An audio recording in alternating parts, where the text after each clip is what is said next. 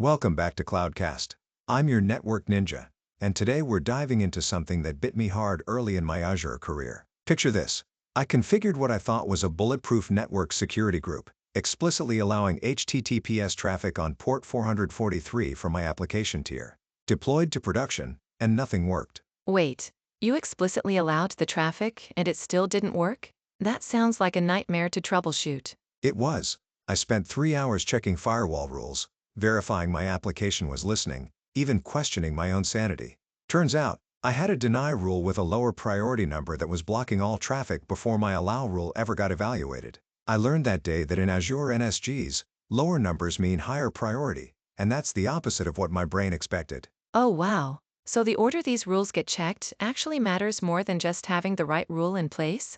Exactly. And that's what we're unpacking today. Azure Network Security Group Rule Evaluation Order and Priority Conflicts. By the end of this episode, you'll understand exactly how Azure decides which rule wins, and you'll never make the same mistake I did. Perfect.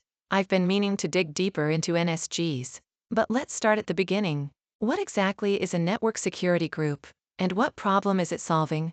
Think of an NSG as a stateful packet filter that acts like a security checkpoint for your Azure Virtual Network traffic. It contains a list of security rules that allow or deny network traffic based on source, destination, port, and protocol. The problem it solves is controlling which traffic can flow to and from your Azure resources. So it's basically a firewall for my virtual machines and subnets? That's a reasonable analogy, but let me be precise. An NSG operates at Layer 3 and Layer 4 of the OC model, meaning it filters based on IP addresses and TCP/UDP ports. It's not a full next-generation firewall that does deep packet inspection. You can associate an NSG with a subnet, which affects all resources in that subnet, or directly with a network interface on a VM, which affects only that specific VM. Got it. So when I create rules in an NSG, how does Azure decide which rule applies to a given packet? This is where the priority system comes in.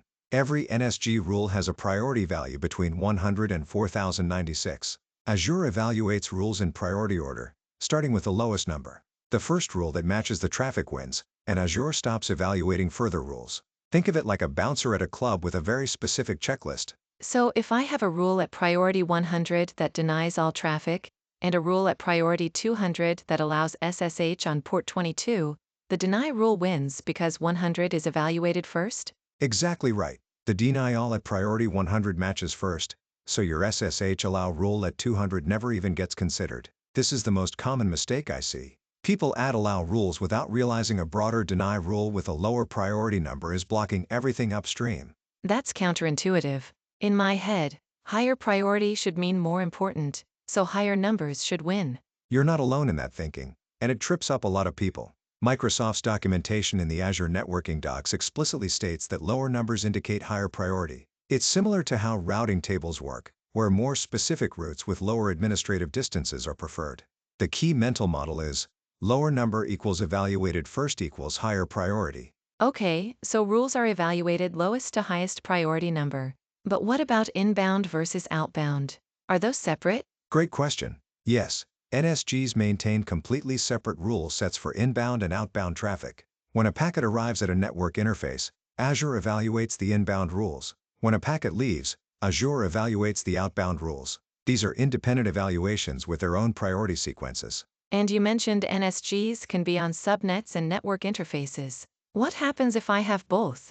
Which one gets checked first? This is critical to understand. For inbound traffic, Azure first evaluates the NSG associated with the subnet. If that allows the traffic, then Azure evaluates the NSG associated with the network interface. Both must allow the traffic for it to reach the VM. For outbound traffic, it's reversed. Network interface NSG first, then subnet NSG. So it's like going through two security checkpoints. Even if the first one lets you through, you still have to pass the second one. That's a perfect analogy, and it holds up technically.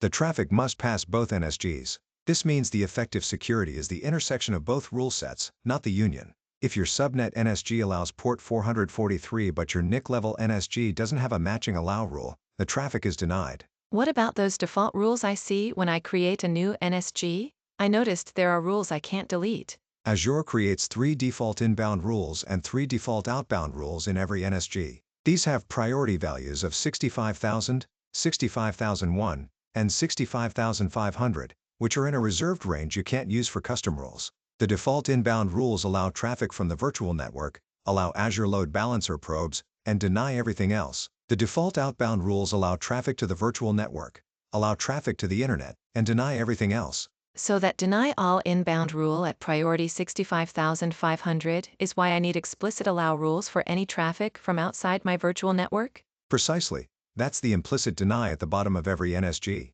Any traffic that doesn't match a higher priority allow rule hits that deny and gets dropped. This is why when you create a web server, you must add an allow rule for ports 80 and 443 with a priority lower than 65,500. What about service tags? I've seen things like Internet and Virtual Network in the Azure portal. Service tags are Microsoft-managed groups of IP address prefixes that simplify rule creation. Instead of manually listing all Azure storage IP ranges, which change frequently, you use the storage service tag. Azure maintains these automatically. Common ones include Internet, Virtual Network, Azure Load Balancer, and service-specific tags like Storage, SQL, and Azure Active Directory. These are documented in Microsoft Service Tags Overview documentation. Let me make sure I understand the evaluation flow. A packet comes in, Azure checks the subnet NSG starting at the lowest priority number, finds the first matching rule, and if it's allow, then checks the NIC NSG the same way? You've got it. And here's a nuance. If no rule matches in an NSG, the default deny all inbound at 65,500 kicks in. Also, because NSGs are stateful, if you allow inbound traffic, the response traffic is automatically allowed outbound without needing an explicit outbound rule. This is per-flow state tracking, similar to how stateful firewalls work. What's a common mistake people make beyond the priority number confusion? The biggest one I see is creating overly broad deny rules early in the priority sequence. Someone adds a rule at priority 100 denying all traffic from the internet service tag, thinking they're being secure. Then they add allow rules at priorities 200, 300, 400 for specific ports. None of those allow rules ever get evaluated because the deny at 100 matches first. So the fix would be to put the deny rule at a higher priority number, like 4000, so the specific allows get checked first?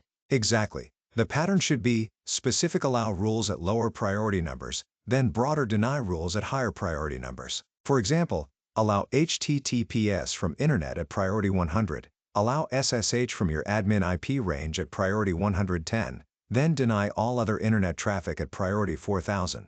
Can you walk me through a real scenario? Let's say I'm deploying a 3-tier web application. Perfect example. You'd have a web tier, application tier, and database tier, each in their own subnet. For the web tier subnet NSG, you'd allow inbound HTTPS on port 443 from the Internet Service Tag at priority 100. For the app tier, you'd allow inbound traffic on your application port, say 8080, only from the web tier subnet CIDR block, maybe 10.0.1.0 out of 24, at priority 100. For the database tier, you'd allow inbound SQL traffic on port 1433 only from the app tier subnet at 10.0.2.0 out of 24. And each tier's NSG would deny traffic from the other tiers it shouldn't communicate with? The default deny all inbound handles that automatically. Since you only have explicit allow rules for the expected traffic patterns, everything else hits the default deny at 65,500. You don't need to add explicit deny rules unless you want to override a default allow, like blocking specific traffic within the virtual network that the default rule at 65,000 would otherwise allow. This is really clicking now. So to summarize, rules are evaluated from lowest to highest priority number, first match wins, inbound and outbound are separate, subnet and NIC NSGs, both must allow the traffic, and the default rules provide a baseline with implicit deny at the end. That's a perfect summary. Remember, lower priority number means evaluated first. Specific allows before broad denies. And always check both subnet and NIC level NSGs when troubleshooting. The Azure portal's effective security rules view under a network interface is invaluable for seeing the combined effect of all applicable NSGs. Where can listeners go to learn more?